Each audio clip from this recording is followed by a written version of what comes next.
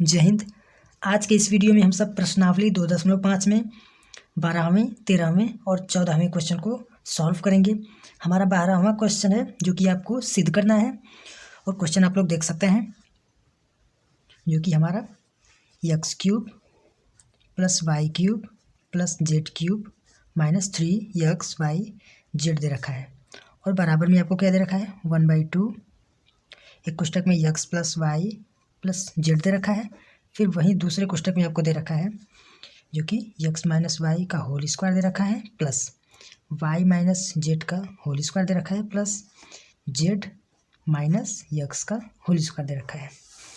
तो आपको इसमें क्या करना है कि या तो आप लेफ्ट हैंड साइड को उठाइए और इसे सॉल्व करके राइट हैंड साइड को प्राप्त करिए, यानी इसे सॉल्व करके ये प्राप्त करना है आपको। या फिर आप क्या कर सकते हैं कि राइट हैंड साइड को लीजिए और इसे सॉल्व करके लेफ्ट हैंड साइड को प्राप्त कीजिए। दोनों तरफ से आप इनमें से कोई भी एक रूल अपनाते हैं तो बेसिकली आपका ये सिद्ध हो जाएगा। तो हम आसानी के लिए क्या करते हैं कि राइट हैंड साइड को लेते हैं, जो कि हमारा राइट हैंड साइड आप लोग देख सकते हैं 1/2।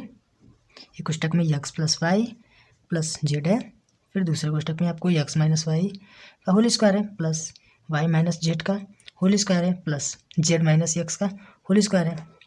तो इसे सॉल्व हम कैसे करेंगे, देखिए 1/2 को हम ऐसे ही लिखेंगे, x + y + z को भी ऐसे ही लिखेंगे।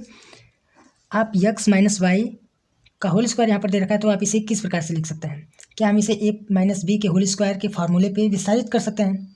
तो उसी प्रकार से आपको विस्तारित करना है। देखिए विस्तारित करते हैं तो x² + y² यहाँ पर माइनस होगा 2xy हो जाएगा।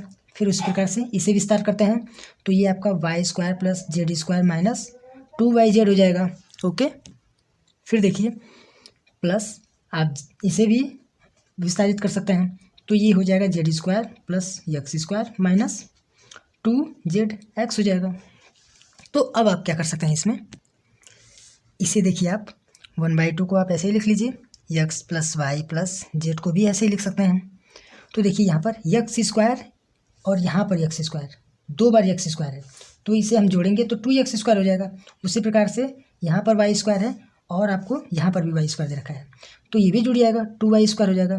फिर देखिए यहाँ पर z² है और यहाँ पर भी z² है तो इसे भी जोड़ लेंगे हम, 2z² हो जाएगा। फिर देखिए यहाँ पर 2xy दे रखा है, इसे लिख लेते हैं 2xy माइनस में। फिर देखिए यहाँ पर आपको 2yz दे रखा है तो इसे भी लिख लेते हैं 2yz।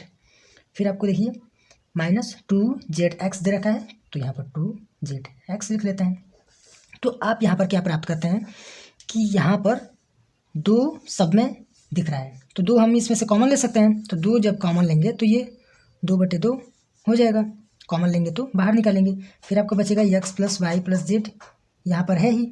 फिर दूसरे कोष्टक में x² + y² + z² - xy - zx बचेगा आपका। तो यहाँ पर देखिए आप 2 से 2 यहाँ पर कैंसिल हो जाएगा तो आपका शेष क्या बचेगा यहाँ पर x + y + z। फिर उसके बाद दूसरे कोष्टक में x² + y² + z² - xy - yz - zx। तो ये आपका किस फार्मूले का विस्तार है आप लोग ध्यान देंगे तो ये आपका x³ + y³ + z³ - 3xyz का ही विस्तार है ये, यानी कि आप इसको इस रूप में लिख सकते हैं। तो बेसिकली आपने क्या किया, इसे सिद्ध कर दिया है। हमें क्या करना था कि राइट हैंड साइड को लेना था और उससे लेफ्ट हैंड साइड को प्राप्त करना था इसे सॉल्व करने के बाद। तो हमने इसे सॉल्व किया और हमने लेफ्ट हैंड साइड को प्राप्त कर लिया। तो इस प्रकार से आपने इसे सिद्ध कर दिया है, ठीक है ना। अब इसी प्रकार से हम आगे बढ़ते हैं जो कि आपका 13वां क्वेश्चन दे रखा है। यदि x + y + z = 0 हो तो दिखाइए कि x³ + y³ + z³ = 3xyz होगा। तो यहाँ पर देखिए यदि दे रखा है x + y + z = 0 हो, यदि ये 0 हो तो आपको क्या सिद्ध करना है कि x³ + y³ + z³ = 3xyz, ये सिद्ध करना है। तो देखिए हम सिद्ध करने के लिए क्या करेंगे, इसे यहाँ पर क्या हम 3xyz को इस लेफ्ट हैंड साइड में पक्षांतर कर सकते हैं तो देखिए आप x cube plus y cube plus z cube minus 3xy z हो जाएगा और इज इक्वल टू 0 हो जाएगा।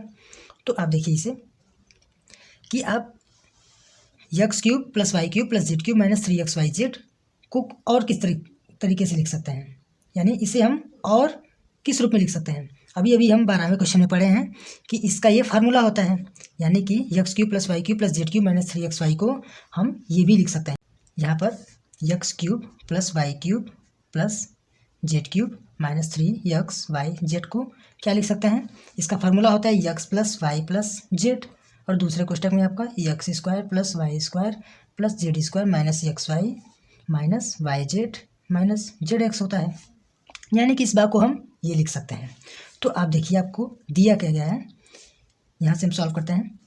X cube minus y cube यहाँ पर प्लस है, फिर plus z cube minus 3xy z आपको दिया ही है। फिर देखिए आपको क्वेश्चन में क्या दे रखा था कि x plus y plus z is equal to 0 हो, तो यहाँ पर तो x plus y plus z है ही, तो इसे हम 0 लिख लेते हैं। फिर दूसरे क्वेश्चन में आपको दे रखा है x square plus y square plus z square minus XY minus YZ minus ZX।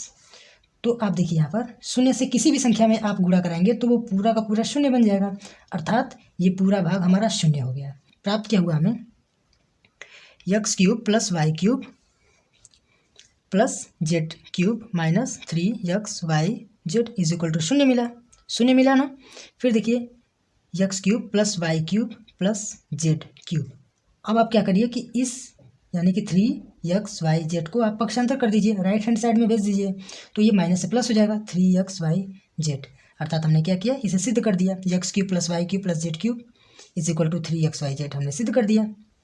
तो इस प्रकार से ये आपका सिद्ध हो चुका है। यही आपको करना था इस क्वेश्चन में। तो इस भाग को आप याद रखेंगे। 14वां क्वेश्चन है हमारा, जो कि दे रखा है वास्तव में घनों का परिकलन किए बिना निम्नलिखित में से प्रत्येक का मान ज्ञात कीजिए। यहाँ पर आपको 2 भाग दिए गए हैं और इसमें आपको करना क्या है कि यहाँ पर आपको डायरेक्ट क्यूब करके या फिर इसका मान निकालकर उसे जोड़ घटाकर डायरेक्ट मान नहीं निकालना है। आपको यहाँ पर क्या करना है कि सर्वसमीका का प्रयोग करना है, ठीक है, यानी इन 2 भागों में। तो देखिए इसे सॉल्व करते हैं हम लोग। 14वें क्वेश्चन का पहला भाग आपको दे रखा है -12 क्यूब प्लस यहाँ पर 7 का होल क्यूब दे रखा है प्लस 5 का होल क्यूब दे रखा है। तो यहाँ पर आप देखिए, अगर आप -12 को क्या मान लीजिए, x मान लीजिए, और 7 को आप y मान लीजिए, 5 को आप z मान लीजिए, तो इस क्वेश्चन के हिसाब से, इस क्वेश्चन के अनुसार ये x क्यूब हो जाएगा प्लस ये y क्यूब हो जाएगा प्लस ये z क्यूब हो जाएगा, ठीक है ना।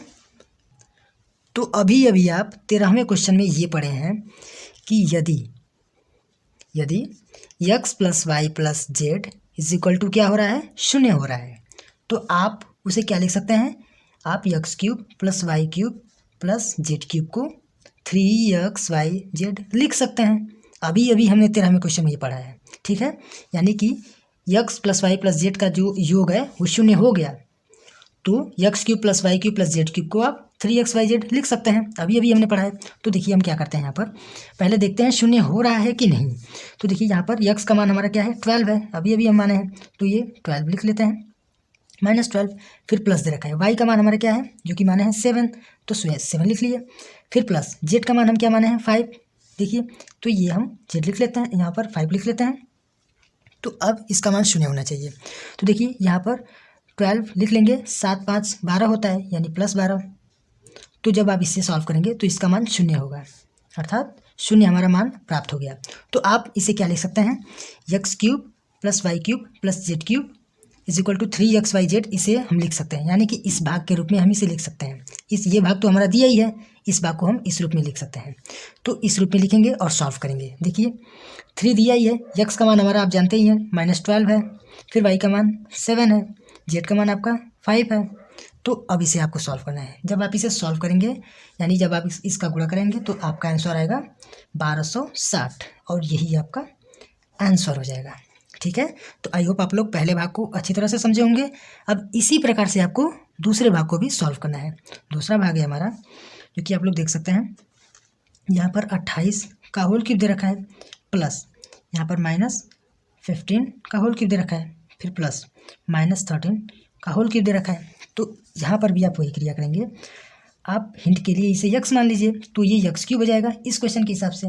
फिर प्लस दे रखा है -15 को यानी -15 को आप वाई मान लीजिए, तो ये वाई क्यूब हो जाएगा। फिर प्लस -13 को आप जेड मान लीजिए, तो ये जेड क्यूब हो जाएगा।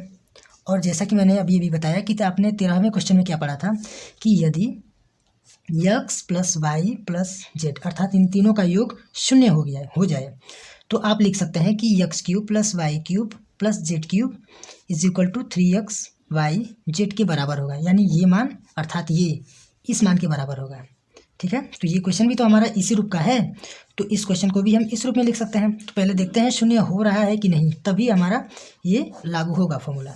तो देखिए x plus y plus z को हम जोड़ते हैं, तो यहाँ पर 28 दे रखा है यक्स का मान, फिर प्लस वाई का मान हमारा 15 दे रखा है, फिर उसके बाद फिर प्लस जेड का मान हमारा 13 दे रखा है, और इसका मान जोड़ने पर हमें 0 प्राप्त होना चाहिए। तो आप देखिए यहाँ पर 15 हम लिख लेते हैं, फिर देखिए आप यहाँ पर 28 लिख लेते हैं, फिर -15 और -13 को जब आप जोड़ेंगे तो ये 28 हो जाएगा। ओके ना। फिर देखिए यहाँ पर आप क्या करेंगे, जब इसे सॉल्व करेंगे तो 0 आ जाएगा, यानी 0 बराबर 0 हमें प्राप्त हो चुका है। तो अब आप क्या कर सकते हैं, यहाँ पर ये रूल अपना सकते हैं।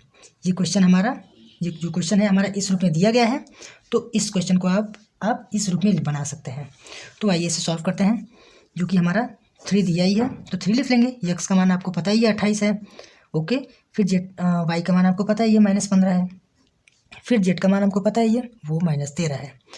तो इसे सॉल्व करने पे आपको 16,380 प्राप्त होगा, और वो भी प्लस का मान। ठीक है, क्योंकि माइनस माइनस प्लस हो जाएगा जब गुणा करेंगे, तो यही आपका आंसर हो जाएगा। ओके, तो इस प्रकार से आपने 12वें, 13वें और 14वें क्वेश्चन को सॉल्व कर लिया है।